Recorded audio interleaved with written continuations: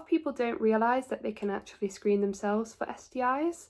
I've got self-testing kits here. These test for chlamydia and gonorrhea, which are two STIs that are common and can affect people who are sexually active. So we'd always encourage someone who's sexually active to get screened every 3 to 6 months or between sexual partners. That's to rule out any infection. If an infection is present, treatment is absolutely available via the NHS. Our service offers it for free. So hopefully this video is going to show you how to confidently complete an STI screening kit, show you what the process is and get rid of any fears or uncertainty around testing, because it is really easy, it's quick, it's discreet, and it's certainly not painful either. So I have two kits here. They both do exactly the same thing. They both test for chlamydia and gonorrhea. However, it's just dependent on someone's anatomy as to which kit they do. So here we have the vaginal swab kit for people with a vagina, and then we have the urine sample kit. So this is for people with a penis. I'll go through the vaginal swab kit first to show you what is in the box and how to do it step by step. These are all the items that are in the box. So if you take everything out, you'll see that you have a form to fill in all of your details. You've got a step-by-step guide, a clinical specimens envelope. This is what you post everything off in. You've got a cotton swab, a fluid-filled tube, and a bag to put the tube in once you've put the swab in. So to do the vaginal swab, you'll need to take the cotton swab and the fluid-filled tube. Make sure your hands are washed and dried thoroughly. Set the fluid-filled tube aside and open up the cotton swab. It looks just like this. It might look slightly different, but it's going to be a cotton swab.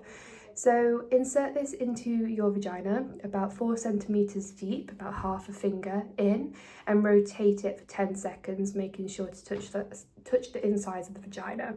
Once you've done that, you're just going to snap the cotton swab in half where that black line is. Open up the fluid-filled tube, don't perforate the foil, and pop the cotton swab in. Once you've done that, set it aside and you've done your sample. So the swab literally takes a few seconds. Once you've done that, set it aside and you need to fill in the form. So the form just makes it so the lab knows where to send the results.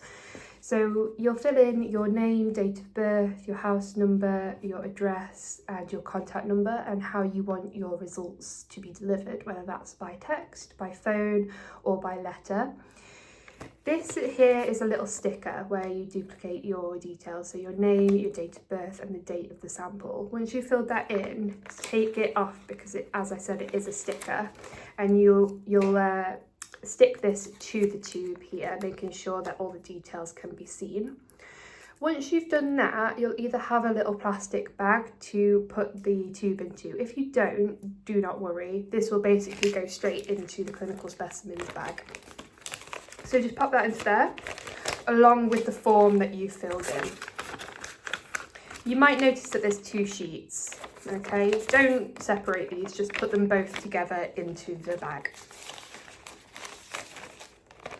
And then peel this little adhesive strip off like that and seal it together, making sure that you can see all of the details where it needs to be sent.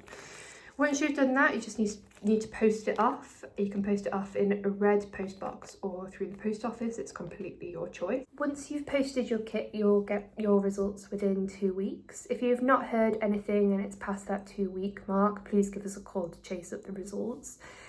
Depending on your communication preference, which you ticked on the form, you'll either get a text, a phone call or a letter to let you know what your results are.